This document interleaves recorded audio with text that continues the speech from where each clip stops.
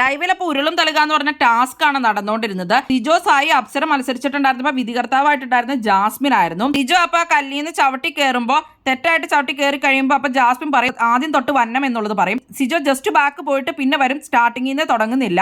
അത് കഴിഞ്ഞിട്ട് സിജോ കൊണ്ടിട്ട് ആ 2 മുട്ട പറ്റില്ല എടുക്കാൻ എന്നുള്ളതാണ് അപ്പൊ ജാസ്മിൻ പറയുന്നത്.